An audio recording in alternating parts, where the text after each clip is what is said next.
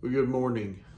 Here it is. It's Thursday, and I believe it's February the 3rd. And um, hope that you're surviving this winter storm we're going through.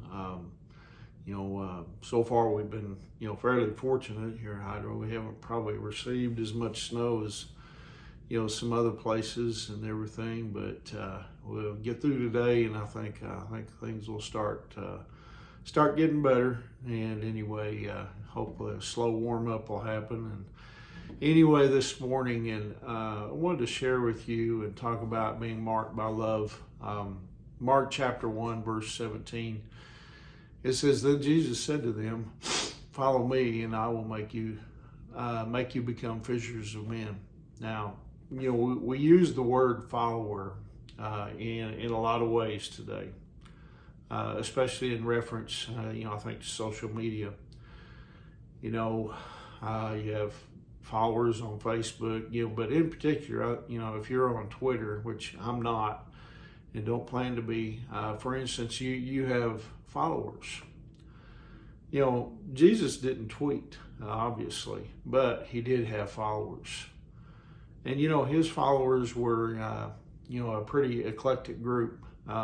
This group included, some fishermen, a tax collector, and a zealot, just to name three. Types of individuals. A tax collector was someone, who, colluded with Rome, as the occupying power in Israel at that particular time. And on the other hand, a zealot, he was dedicated to, the violent overthrow of Rome. You wanted to get rid of the Romans.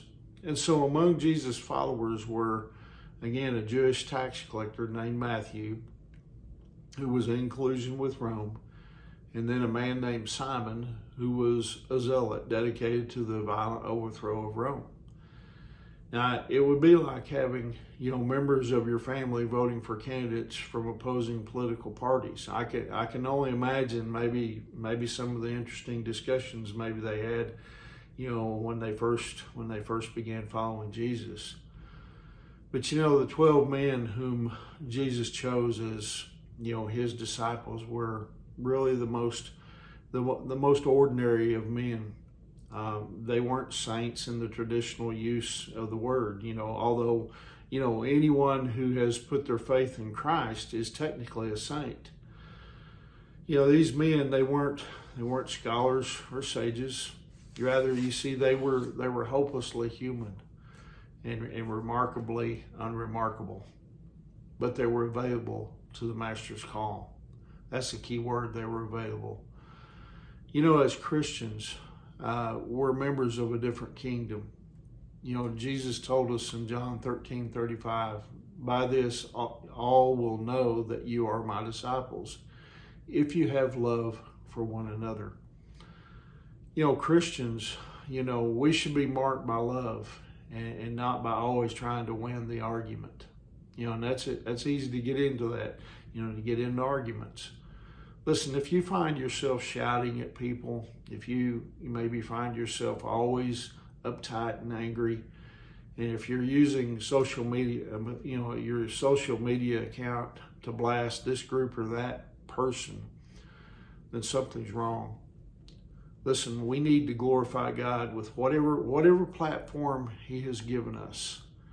And as followers of Jesus Christ, we need to be characterized and we need to be identified by our love for God and our love for others. And I hope I hope that and pray that for myself. God has given me, a certain platform, but I know it's to be used for God's glory, and I hope that that's what I do, is promote love, and I hope that's what we'll all do as believers in Jesus Christ, that we would promote the love that he's given us, that he's shared with us. He had mercy and grace on us by saving us, so we therefore need to have that same kind of grace and mercy toward others. And we're not going to agree with everybody on everything. That's a given. That's human nature. But we need to learn how to not argue with people, and instead, show them Christ's love so that they might know it also. Anyway, hope you're encouraged today. Stay warm, and probably need to stay inside if you can. But anyway, remember, Angie and I, we love you guys. We're praying for you, and Lord willing, I'll see you tomorrow morning. God bless you.